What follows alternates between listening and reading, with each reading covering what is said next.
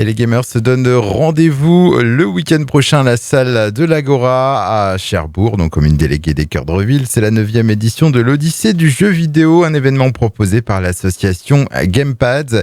Et pour nous présenter cette Odyssée du jeu vidéo édition 2023, j'accueille en studio Michael Spagnol, le président donc de l'association Gamepads. Bonjour. Bonjour. Alors c'est donc sur 2 jours, samedi 6 et dimanche 7 mai à l'Agora.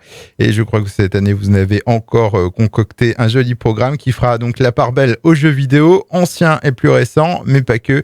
Alors, qu'est-ce qu'on y trouvera ? Alors vous avez trouvé effectivement, comme vous le dites, des jeux vidéo anciens, mais pas que, parce qu'on brasse donc des années 70 jusqu'à la réalité virtuelle, donc de nos jours. Cette année, pour la première fois, on a mis en place un thème pour l'événement, qui est l'aventure spatiale, le space opéra, donc les univers de Star Wars et de Star Trek, notamment pour les plus connus, mais ça ne se limite pas qu'à ça. À cette occasion, on a une association de cosplay qui est spécialisée dans le cosplay de Star Wars, qui s'appelle la 501e.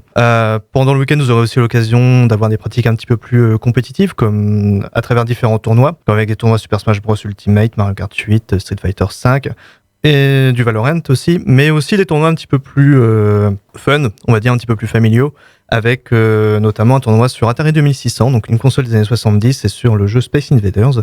On a également invité des développeurs indépendants qui vous montreront un petit peu comment ça se passe, le développement de jeux indés notamment. Donc si jamais vous êtes intéressé pour voir comment ça se passe, n'hésitez pas à leur poser des questions. Et on a également mis en place donc du speedrun avec l'association STA. Alors speedrun, on peut, donc, oui. Pour les non-initiés. Alors speedrun, en fait, c'est la pratique de terminer un jeu le plus rapidement possible avec ou sans contrainte. Et là, ils vous proposeront aussi d'avoir la manette en main et de vous montrer un petit peu différentes techniques que vous pouvez apprendre assez facilement. Et on a également, pour les plus fans de jeux de combat, on va avoir également la démo jouable de Street Fighter 6, donc qui ne sort que au mois de juin. Et concernant les tournois, est-ce qu'il faut s'inscrire à l'avance ? Est-ce que ça se fait sur place ? Alors les tournois, ce sera inscription sur place. On ouvre les inscriptions 2 heures avant les tournois. Et c'est quelque chose qui rencontre en général un joli succès, ces tournois de jeux vidéo ? Oui, tout à fait. Ils font souvent le plein. Il y aura aussi des jeux de plateau ? Oui, avec l'association Les Lutins du Cotentin qui viendront samedi soir animer un jeu de plateau qui s'appelle Gazland et qui a été pimpé, un petit peu modifié pour coller à la thématique de l'événement et donc se balader dans l'espace.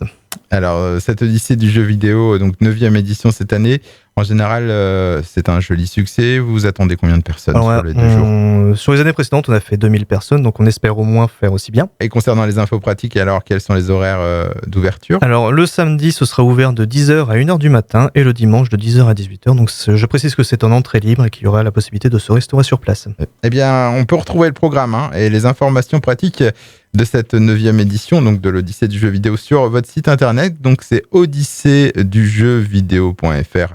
Donc odysseedujeuvideo.fr. On rappelle donc que c'est ce 6 et 7 mai à la salle de l'Agora de Cherbourg en Cotentin. En tout cas, merci Michael Spagnol de l'association Gamepads et à bientôt.